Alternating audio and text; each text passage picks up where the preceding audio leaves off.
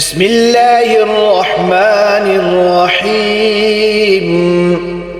الذين ينقضون عهد الله من بعد ميثاقه ويقطعون ما أمر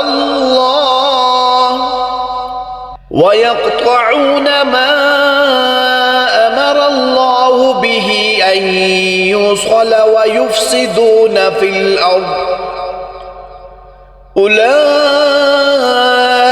هم الخاسرون